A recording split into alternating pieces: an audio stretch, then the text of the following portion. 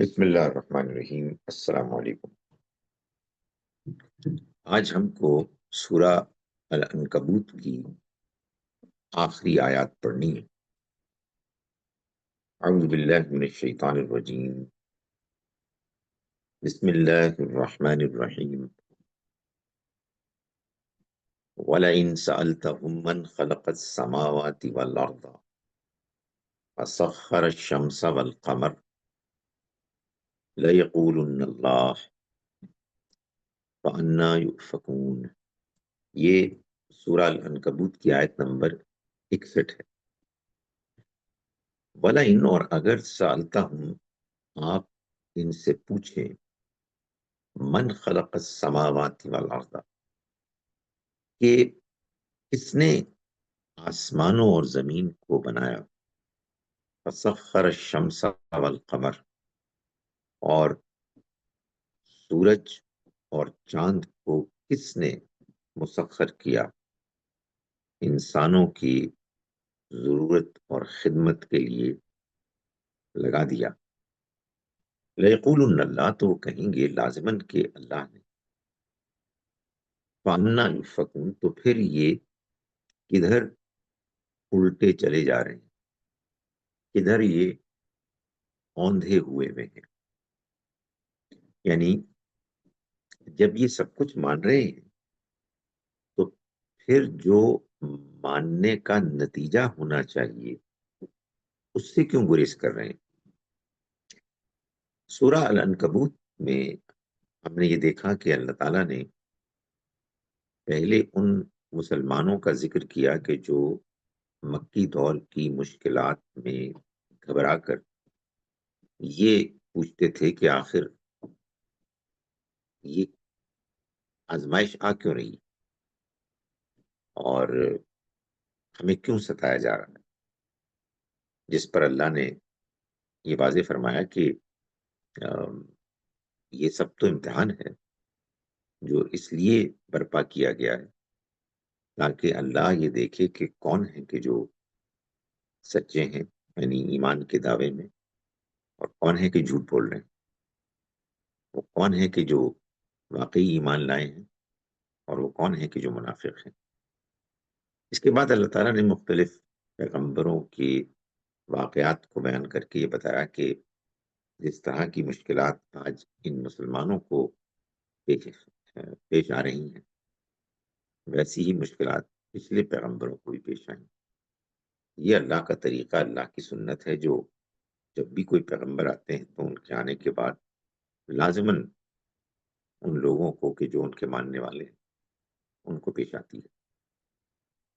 پھر اس کے بعد اللہ تعالیٰ نے جو مکے کے لوگوں کے خیالات، نظریات تھے، ان کو بیان کیا اور ان پر تبصرہ فرمایا، اور اس زمانے میں جو اہل کتاب سامنے آ رہے تھے کچھ سوالات، اعتراضات دے کر، کچھ مسلمانوں کی بات کی تائید کرتے ہوئے ان کے بارے میں صحیح رویہ اختیار کرنے کی تلقین کی کہ ان سے کیسے معاملات کیے جائیں، اور ساتھ ہی ساتھ یہ بتایا کہ یہ جو مشکلات پیش آ رہی ہیں اس میں نماز اور قرآن مجید کی تلاوت کا سہارا لیا جائے، اسی سے وہ حوصلہ پیدا ہوگا، وہ استقامت اور اللہ کے راستے میں چلنے کے لیے امنگ پیدا ہوگی کہ جو اس راستے کی مشکلات کو صحیح طریقے سے فیس کرنے کے لیے ضروری ہے۔ مسلمانوں کو یہ بھی کہا گیا کہ اگر تم کو بہت مشکل پیش آ رہی ہے تم ہجرت کر لو۔ یہ بھی بتایا گیا کہ آ، ایسا تو نہیں ہے کہ کسی ایک سرزمینی پر انسان کی ساری رزق اور زندگی گزارنے کے جو ضروریات ہیں وہ میں ایک ہی علاقے پر موقوف ہیں، انسان کہیں اور بھی جا سکتا ہے۔ یہ خطاب کبھی مسلمانوں کو، کبھی مشرکین کو، کبھی براہ راست پیغمبر صلی اللہ علیہ وسلم کو، اور کبھی ان اہل کتاب کے معاملے میں مسلمانوں کو اور پیغمبر کو کہ جو اب سامنے آ رہے تھے، یہ مکی صورتوں میں عام انداز ہے. مدنی صورتوں میں بھی یہی انداز اللہ نے اختیار کیا ہے کہ خطاب کا رخ کبھی ایک جانب کبھی دوسری جانب ہوتا ہے. تو اب سورہ مبارکہ کے آخر میں انہی مشرکین کے معاملے میں اللہ تعالیٰ نے یہ فرمایا کہ یہ جو نظریات رکھے ہوئے ہیں، اس کی بنیاد کیا ہے؟ اس کی بنیاد تو سرے سے ان کے پاس کچھ بھی نہیں ہے، سوائے اس کے کہ اپنے آباء و اجداد کی اندھی بہری تقلید کر رہے ہیں. ورنہ اگر آپ ان سے سوال کریں کہ یہ بتائیں کہ آسمانوں اور زمین کو کس نے پیدا کیا، اور چاند سورج کو کس نے کام میں لگایا، تو یہی کہیں گے کہ اللہ نے لگایا. تو پھر جب یہ مانتے ہیں کہ یہ اللہ نے کیا ہے، تو اس کے بعد پھر کیسے شرک میں اوندے ہو کے جا رہے ہیں؟ یعنی ایک بات کو مان لینے کے بعد اس کا جو لازمی نتیجہ ہے اس کو کیسے چھوڑ رہے ہیں؟ ایسے ہی جیسے کہ آپ یہ کہیں کہ آپ یہ مانتے ہیں کہ سچ بولنا ہی مطلوب ہے اور جھوٹ بولنا یہ نہایت غلط بات ہے. اس کو آپ مان رہے ہیں، اور اس کو ماننے کے بعد آپ جھوٹ بول رہے ہیں اور سچ بات کرنے سے گریز کر رہے ہیں. یہ کیا معاملہ ہے؟ فرمایا کہ اللہ یبسط الرزق لمن یشاء من عباده ویقدر له. اللہ ہی ہے کہ جو پھیلاتا ہے رزق کو جن کے لیے چاہتا ہے اپنے بندوں میں سے، اور وہی ہے کہ جو اس کو تنگ کر لیتا ہے، یعنی انہیں کم دیتا ہے. یعنی یہ بات اس لیے آئی کہ یہ سوال پیدا کیا جا رہا ہے کہ کیا ان کا اتنے واضح حقیقت کو مان لینے کے بعد اس سے نکلنے والے نتیجے کو ماننے سے انکار اس لیے ہے کہ ان کے خیال میں وہ جن کو پکار رہے ہیں بغیر کسی دلیل وجہ کے، وہ ان کو رزق دیتے ہیں، وہ ہیں کہ جو ان کو پال رہے ہیں اور رزق میں کشادگی دے رہے ہیں. شرک میں یہی ہوتا ہے، بے بنیاد بغیر کسی دلیل کے انسان کسی وہم میں مبتلا ہو جاتا ہے کہ اصل میں میرے یہ والا کام یہاں سے ہو رہا ہے. فرمایا کہ اللہ یبسط الرزق لمن یشاء من عباده ویقدر له. یہ اللہ ہی ہے کہ جو اپنے بندوں میں سے جس کا رزق چاہتا ہے وسیع کر دیتا ہے، اور یہ وہی ہے کہ جس کے بارے میں چاہتا ہے کہ اس کا رزق تنگ ہو اس کو تنگ کر دیتا ہے.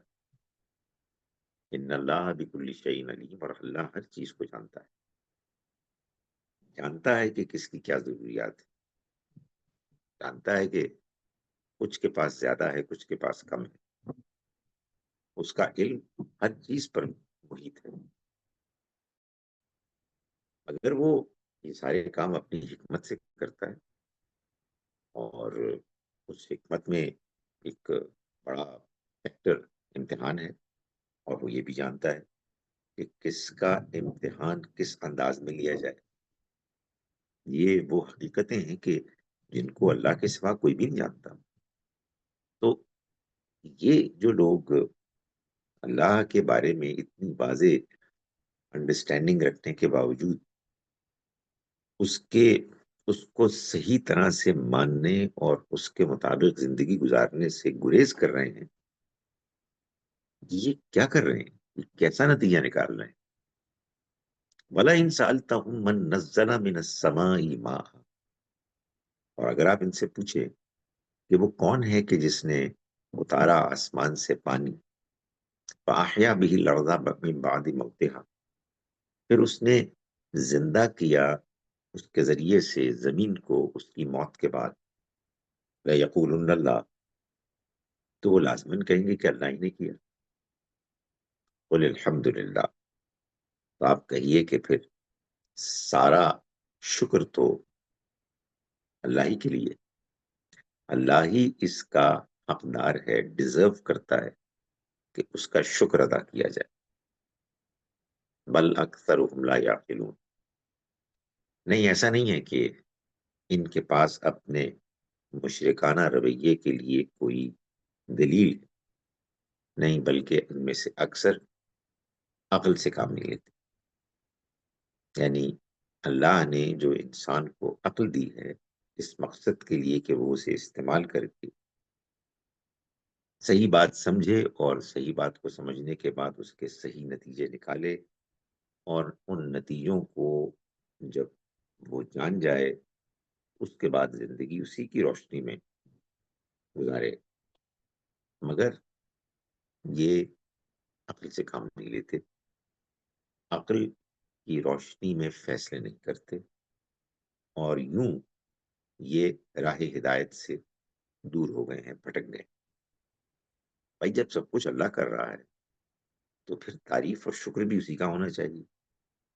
یہ کیا دھاندلی ہے کہ آپ کھاتے اور پیتے تو اسی کا ہے، اسی نے جو کچھ دیا ہے اس کو استعمال کرتے ہیں، برتتے ہیں، مگر گن گاتے ہیں دوسروں کے، سر جھکاتے ہیں، سجدہ کرتے ہیں کسی اور کو. وما هذه الحیات الدنیا الا لہو ولعب. اور حقیقت یہ ہے کہ یہ دنیا کی زندگی یہ کچھ بھی نہیں ہے سوائے کھیل کود اور تماشے کے. یہ بات کیوں کہی گئی؟ یہ بات اس لیے کہی گئی کہ یہ رویہ انہوں نے اس لیے اختیار کیا ہوا ہے کہ انہوں نے اصل میں دنیا کی زندگی کو اپنا اصل نصب العین قرار دے دیا. اس کو وہ ترجیح دیتے. یہ ساری بیماریوں کی جڑ ہے. آپ نے اگر دنیا کی زندگی کو ہر حال میں ترجیح دینے کا فیصلہ کر لیا ہے تو اس کے بعد آپ کے لیے اصول ضابطے کوئی نہیں ہے. جہاں تک کوئی اصول آپ کی دنیاوی زندگی کی ترقی بہتری میں رکاوٹ نہیں ہے آپ اس کو مان لیں گے. لیکن جہاں وہ رکاوٹ بنے گا، جہاں کوئی اصول رکاوٹ بنے گا تو آپ دنیا کی زندگی کو ترجیح دیں گے. تو اللہ تعالیٰ فرماتے ہیں کہ اس دنیا کی زندگی کے بارے میں جان لینا چاہیے کہ یہ تو چند روزہ ہے، یہ تو کھیل کود ہے. ایسے کھیل کود تماشا ہوتا ہے ختم ہو جاتا ہے. جب تھوڑی دیر کے لیے کھیل کود ہو رہا ہوتا ہے تو بڑا لطف آتا ہے، آدمی بڑا اس میں انوالو ہوتا ہے، بڑی ایکسائٹمنٹ ہوتی ہے. لیکن تھوڑی دیر کے بعد ختم ہو جاتا ہے. بچے آتے ہیں، کھیلتے ہیں، کچھ بال کو کک مارتے ہیں، کچھ اور حرکتیں کرتے ہیں، پھر کھیل ختم ہو جاتا ہے.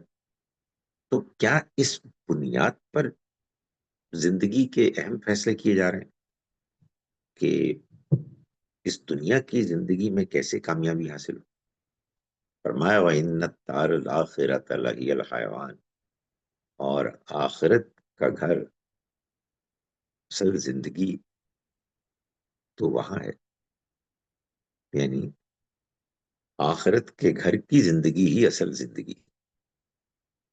لو کانوا یعلمون، کاش کہ یہ لوگ یہ جانتے، اس بات سے واقف ہوتے. یعنی یہ بات وہ ایسے جانتے کہ وہ ان کو متاثر کرتی، وہ اس کے مطابق اپنی زندگی کا نقشہ بناتے. یہی اصل میں فیصلہ کن چیز ہے. آپ دنیا کی زندگی کو اصل مانتے ہیں یا آخرت کی زندگی کو؟ اگر آپ دنیا کی زندگی کو اصل مانتے ہیں تو پھر آپ سارے فیصلے اسی کے مطابق کریں گے. اور اگر آپ آخرت کی زندگی کو مانتے ہیں تو پھر دنیا کی زندگی میں اگر اصولوں کو سامنے رکھتے ہوئے گزارنے کے نتیجے میں کچھ نقصان بھی ہوتا ہے، کچھ پریشانی بھی ہوتی ہے، تو اس کو برداشت کیا جائے، اس لیے کہ یہ اصل زندگی نہیں، یہ تو کھیل کود اور تماشا ہے۔ فرمائے کہ فَإِذَا رَكِبُوا فِي الْفُلْكِ دَعَوُا اللَّهَ مُخْلِصِينَ لَهُ الدِّينَ، اور جب یہ کشتی پہ سوار ہوتے ہیں تو دعوا اللہ مخلصین لہ الدین، تو وہ اللہ کو پکارتے ہیں اس کے لیے دین کو، اطاعت کو خالص کرتے ہوئے۔ یعنی جب کشتی پہ سوار ہوتے ہیں اور کشتی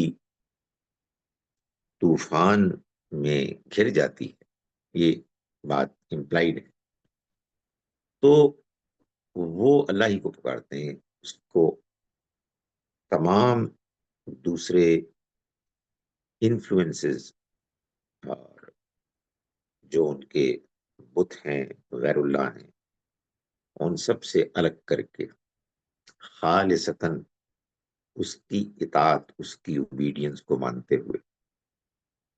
اس لیے کہ شرک تو ایک ان نیچرل، غیر فطری چیز ہے جس کو انسان زبردستی اپنے اوپر لادتا ہے، وہ بالکل بے بنیاد ہے، اس کی کوئی دلیل نہیں ہے، اس کی کوئی حقیقت نہیں۔ تو جب انسان کسی خطرے سے دوچار ہوتا ہے اور اس کو یہ محسوس ہوتا ہے کہ اب تو کوئی سہارا نہیں ہے، تو پھر وہی سہارا یاد آتا ہے کہ جو اصل سہارا ہے، جو انسان کی اپنی شخصیت، فطرت میں پیدائشی طور پر موجود ہے۔ وہ سہارا کے جس سہارے کو مان کر انسان اس دنیا میں گویا کے آتا ہے، فرمایا اسی کو پکارتا ہے۔ فَلَمَّا نَجَّاهُمْ إِلَى الْبَرِّ، پھر جب وہ اس کو نجات دیتا ہے اور خشکی کی طرف لے جاتا ہے، اِذَا هُمْ يُشْرِكُونَ، تو کیا ہوتا ہے کہ وہ شرک کرنے لگتے ہیں۔ اس کے بعد پھر وہی دنیا، دنیا کا آرام، خوف، پریشانی سے نجات، انسان پھر اپنی منمانی کرنا چاہتا ہے، اپنی خواہشات کو پورا کرنا چاہتا ہے، دنیا کی زندگی کے بارے میں جو اس نے ایک لمبا پلان بنایا ہوتا ہے اس کو پورا کرنا چاہتا ہے۔ تو اس غرض کے لیے اس کو شرک زیادہ سوٹ کرتا ہے، کیونکہ شرک تو اصل میں انسان کے اپنی خواہش کا بنایا ہوا دین ہے۔ خواہش پوری کرنی ہے تو پھر ایسے خدا ہونے چاہیے نا کہ جن کو آدمی اپنی مرضی سے بنائے، جن کو پکارے تو ایسے پکارے کہ اس سے کوئی دنیا میں مسئلہ پیدا نہ ہو، جھوٹ بولنے سے وہ نہ روکے، زیادتی کرنے سے وہ نہ روکے، اور جب ضرورت ہو تو اس کو پکارا جائے یا اس کے ذریعے سے اللہ کو پکارا جائے۔ تو یہ انسان کا مسئلہ ہے۔ اللہ نے ایسا نہیں کیا کہ انسان کو دنیا میں بھیج کر اگر وہ کسی غلط ماحول میں پھنس گیا ہے تو بس اس کو چھوڑ دیا ہے، اس کو اور کوئی اہتمام نہیں کیا کہ وہ اس غلط ماحول سے باہر نکلے اور نیکی اور ہدایت کے راستے پر آئے۔ نہیں، اللہ نے بڑا اہتمام کیا ہے کہ وہ آ، لوگوں کو وقتاً فوقتاً ایسے حالات سے دوچار کرتا ہے جس میں ان کے اندر کا ایک خدا نمایاں ہو جاتا ہے، جس کے علاوہ سب کچھ غائب ہو۔ تو فرمائے کہ یہ عجیب بات ہے کہ وہ جب خشکی پر آتے ہیں اور مطمئن ہو جاتے ہیں تو پھر شرک کرنے لگتے ہیں۔ لیکفروا بما آتیناہم، اور یہ جو شرک کرتے ہیں اس کا نتیجہ یہ نکلتا ہے کہ وہ جو ہم نے ان کو دیا، یعنی جو نعمتیں ہم نے ان کو دیں، لیکفروا، وہ اس کی ناشکری کریں، ولیتمتعوا، تو تھوڑی دیر کے لیے دنیا کی زندگی سے فائدہ اٹھا لیں. اگر یہی کرنا ہے انہوں نے تو کر لے. فرمایا کہ فسوف یعلمون، ان قریب جان لیں، ان قریب ان کو معلوم ہو جائے گا کہ اس کا کیا نتیجہ نکلنے والا ہے. فرمایا کہ اولم یرو، کیا انہوں نے نہیں دیکھا، انا جعلنا حرمن آمنا، کہ ہم نے حرم کو آمنن، ایک امن کی جگہ بنایا. یہ ظاہر ہے کہ خاص طور پر خطاب ہے قریش کے لوگوں کو، مکے میں رہنے والوں کو، کہ اللہ کی کتنی بڑی ان پر یہ عنایت ہے کہ جیسے سمندر میں آدمی کشتی سے جاتا ہے سوار ہو کر اس پر، تو دائیں بائیں جانب اس کو موجیں، طوفان نظر آتا ہے، اور کشتی ہوتی ہے کہ جو اس کے لیے ایک سہارا ہوتی ہے. بالکل ایسے ہی مکے والوں، تم کو اس جزیرہ نما میں، جس میں کہ صحرا ہے، ہر طرف افراتفری، لوٹ کھسوٹ ہے، اور تم کو حرم جیسی نعمت ملی ہے کہ جس کو سب تقدس کی نگاہ سے دیکھتے ہیں، اور اس وجہ سے اس کی طرف کوئی میلی آنکھ سے نہیں دیکھتا، کوئی حملہ آور نہیں ہوتا، بلکہ تم لوگوں کی عزت کی جاتی ہے کہ تم ان کے اس گھر کے رکھوالے ہو. تو اس کو ہم نے بنایا آمنن، امن کی جگہ. وَيُتَخَطَّفُ النَّاسُ مِنْ حَوْلِهِمْ، جبکہ لوگ اس کے گرد و پیش سے اچک لیے جاتے ہیں، یعنی دائیں بائیں اس سے باہر کے علاقے میں انسانوں کو کوئی سیکیورٹی حاصل نہیں. اس گھر کو البتہ وہ امن حاصل ہے، جس کو قرآن نے کہا وَآمَنَهُم مِّن خَوْفٍ، اس نے امن دیا ان کو خوف سے نجات. یہ اتنی بڑی نعمت ہے، اس کو پانے کے باوجود افبالباطل یؤمنون وبنعمت اللہ یکفرون، تو کیا یہ پھر بھی باطل پر ایمان رکھیں گے اور اللہ کی نعمت کا یہ انکار کریں، یہ رویہ اختیار کریں گے، ایسا یہ کر رہے ہیں.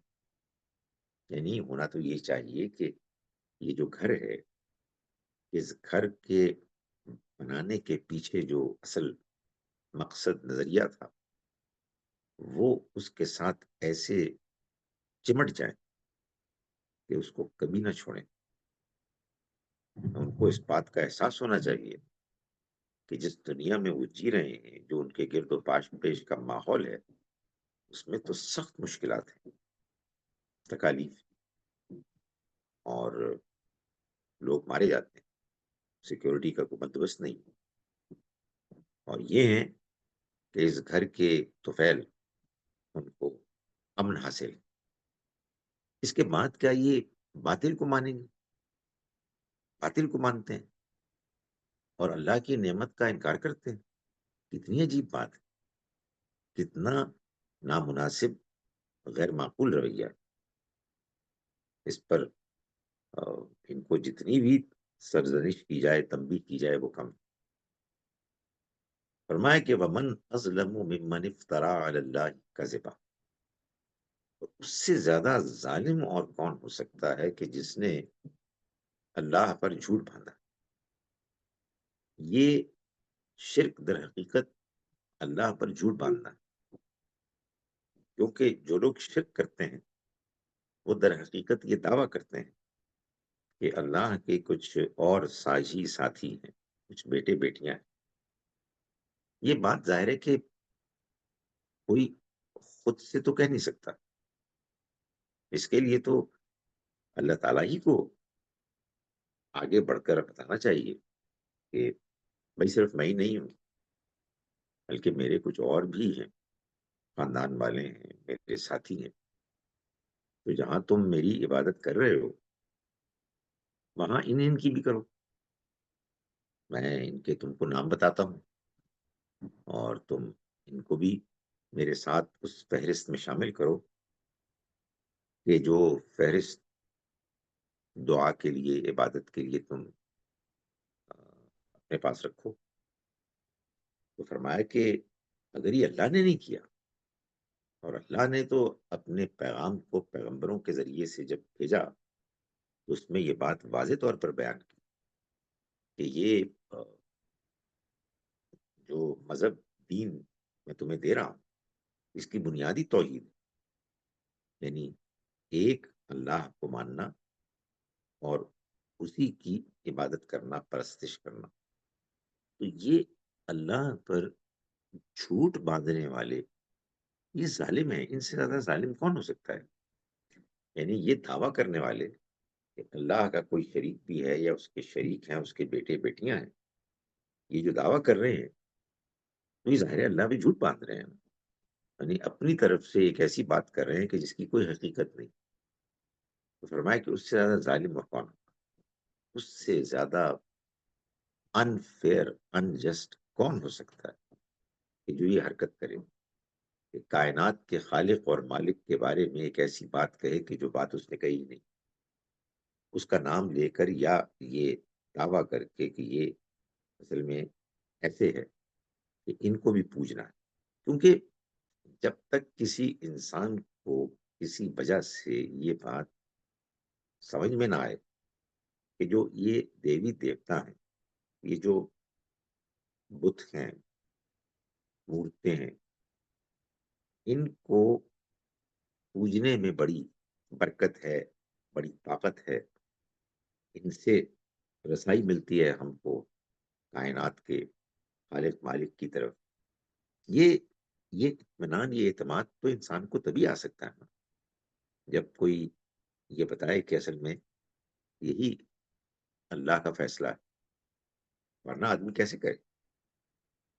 فرمایا کہ جو یہ کہہ رہا ہے وہ تو جھوٹ بول رہا ہے، اور اس سے بڑا ظالم کون ہو سکتا ہے کہ جو اللہ پر جھوٹ باندھے، غلط بیانی کرے. یہ ظاہر ہے کہ شرک کے معاملے میں تو آخری درجے کی برائی ہے، لیکن اللہ کے دین کے معاملے میں بالعموم اگر کوئی یہ رویہ اختیار کرتا ہے تو وہ ایک نہایت غلط رویہ ہے.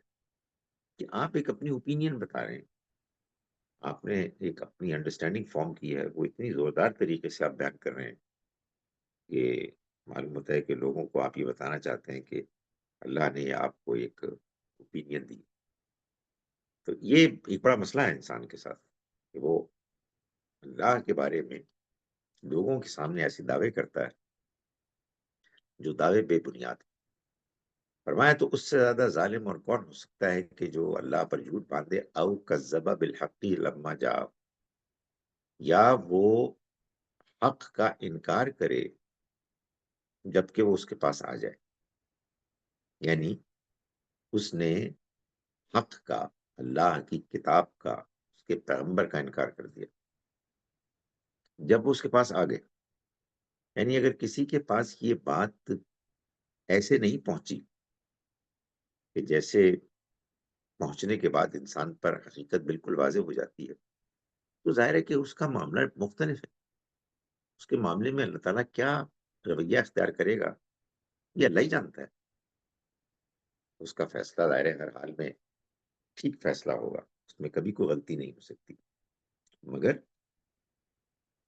یہ بات کہ کسی کو حق بات پہنچ گئی اور وہ ایسے پہنچی کہ اس کے بارے میں کوئی شبہ ہی نہیں رہا اور انسان اس کا انکار کر دے، اور دوسری جانب اللہ کے بارے میں اپنی طرف سے ایک ایسا دعویٰ کرے کہ جو جھوٹ پر مبنی ہے، اس سے زیادہ ظالم کون ہو سکتا ہے.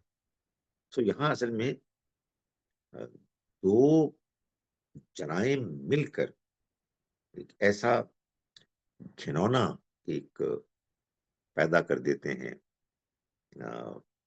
لوگوں کے بارے میں، ان کا تصور، ان کی حیثیت، کہ وہ ایک جانب اللہ کے بارے میں خود سے ایک ایسی بات کر رہے ہیں جس کی ان کے پاس کوئی بنیاد اور بیسس ہی نہیں، یا ان کے آباء و اجداد کر رہے تھے اس کو بس دہرا رہے ہیں، یا دوسرا جو کام انہوں نے کیا وہ یہ کہ ان کے پاس حق آ گیا، اس کا وہ انکار کر رہے ہیں، کیونکہ وہ اس جھوٹے مذہب کو انہوں نے اتنا زیادہ اپنے لیے اہم بنا دیا، وہ اس کے بارے میں اتنے زیادہ جذباتی ہو گئے، اس کو چھوڑنے کے لیے تیار نہیں ہے۔ ان سے زیادہ ظالم کون ہو سکتا ہے؟ ان کو اگر خدا تعالی سزا دے تو بالکل جائز ہے، اسی لیے فرمایا الیس فی جہنم مثوی للکافرین، کیا جہنم ایسے کافروں کا ٹھکانہ نہیں ہے؟ نہیں ہے سے مراد کیا نہیں ہونا چاہیے؟ یعنی خود فیصلہ کرو کہ جن کا یہ رویہ ہے وہ کیا کسی کنسیشن کا، آسانی کا، تخفیف کا کوئی حق رکھتے ہیں؟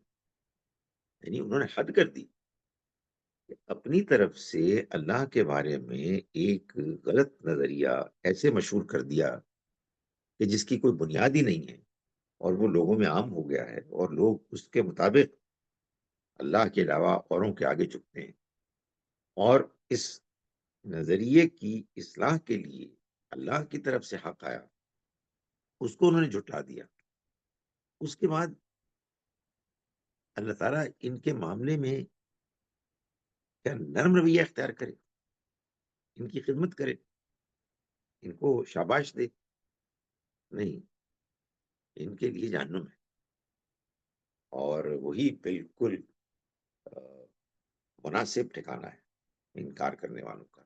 یہ بات اپنی جگہ پر ذہن میں ہمیشہ رہنی چاہیے کہ قرآن مجید اس بارے میں بالکل واضح ہے کہ جو لوگ انکار کرنے والے تھے وہ ایسا نہیں تھا کہ بڑے کوئی شریف لوگ تھے اور ان کو بات سمجھ میں نہیں آئی اور وہ انکار کر بیٹھے، نہیں، بلکہ قرآن مجید سے معلوم ہوتا ہے کہ انکار کرنے والے در حقیقت اپنی فطرت میں، اپنی شخصیت میں، اپنے کردار میں بگڑ چکے، جھوٹ، دھوکہ، زیادتی، ظلم وہ عام بھی کرتے تھے، اور پھر دین مذہب کے بارے میں بھی یہی چیز ان کے ہاں پیدا ہوگی اور نمایاں ہوگی۔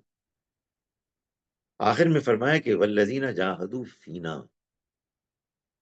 اور وہ لوگ کہ جنہوں نے ہماری راستے میں جہاد کیا، یعنی کوششیں کی، مشقتیں جھیلی، فرمایا کہ لنہدینہم سبلنا، ہم لازماً ان کے لیے اپنے راستے کھولیں گے۔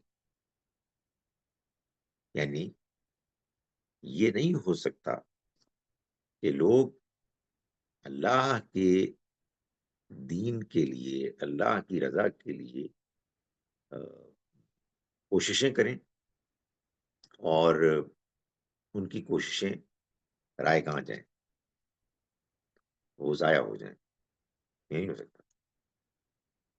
اب یہ بات اللہ تعالیٰ فرما رہے ہیں کہ جو ہمارے راستے میں کوششیں کریں گے ہم لازماً ان کے لیے راستے کھولیں گے، راستے کھولیں گے، یعنی دین کے معاملے میں اللہ اپنے راستے کھول دے گا، ان کو بات سمجھائے گا، ان کے اندر روشنی، اطمینان، اعتماد پیدا ہوگا۔ وہ جو اس وقت کچھ غیر واضح اور کنفیوزڈ ہیں، وہ اگر ہمارے راستے میں کوششیں جاری رکھیں گے تو اندھیرے چھٹ جائیں گے، روشنی نمایاں ہوگی، راستہ صاف ہوگا۔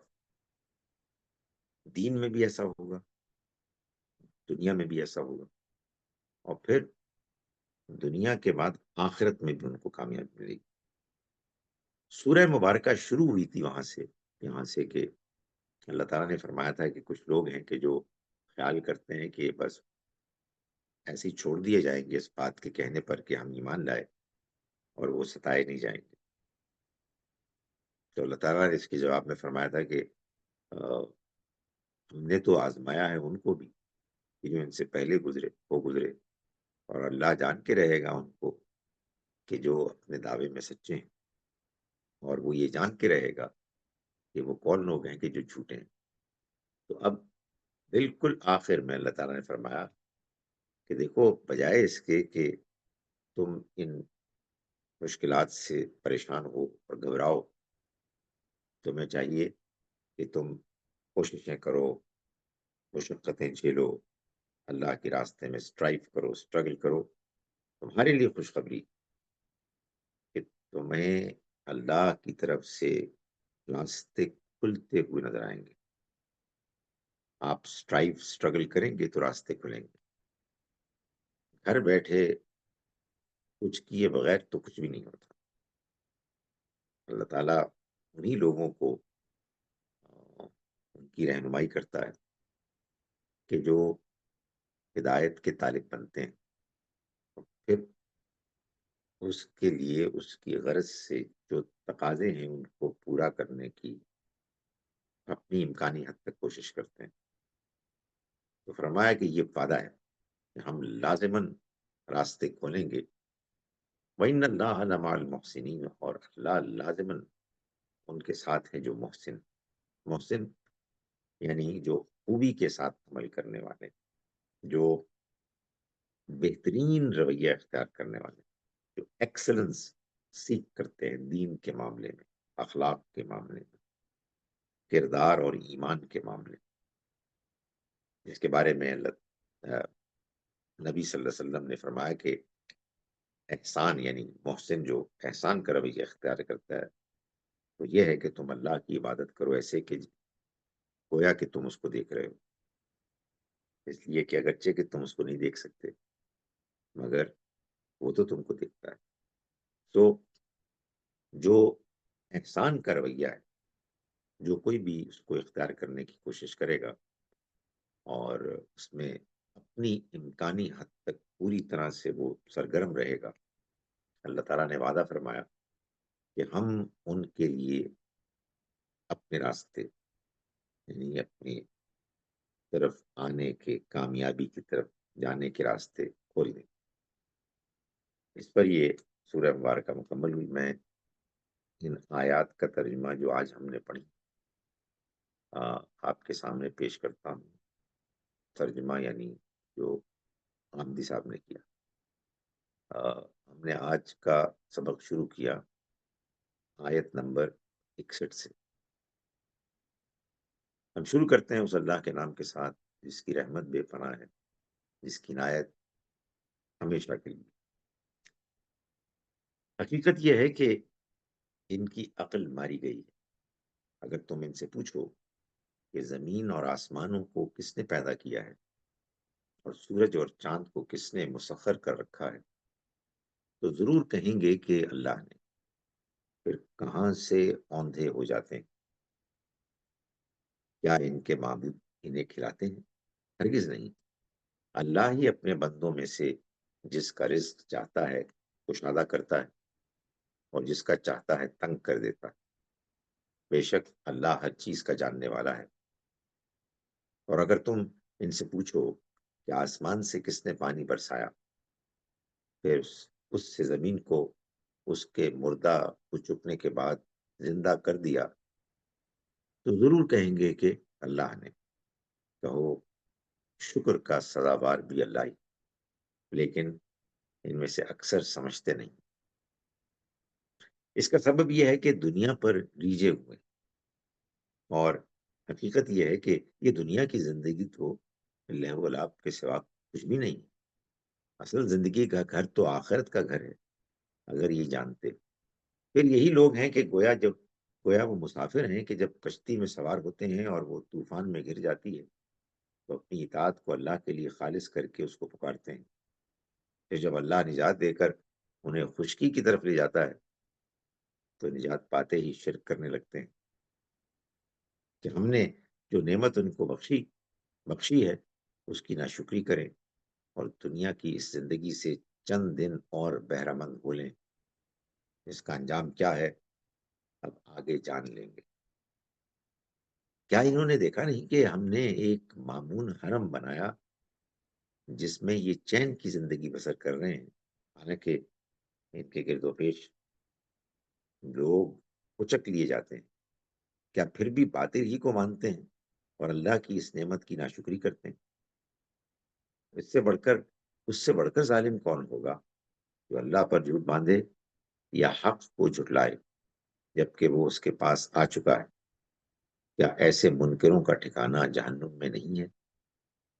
تم میرے بندوں کو بشارت دو اے پیغمبر کہ جو لوگ ہماری راہ میں مشقتیں جھیل رہے ہیں ان پر ہم اپنی راہیں ضرور کھولیں گے، اور بے شک اور کچھ شک نہیں کہ اللہ ان کے ساتھ ہے جو خوبی سے عمل کرنے والے۔ اقول قولی ھذا واستغفر اللہ لی ولکم۔ کوشچن ہے تو آپ کر سکتے ہیں۔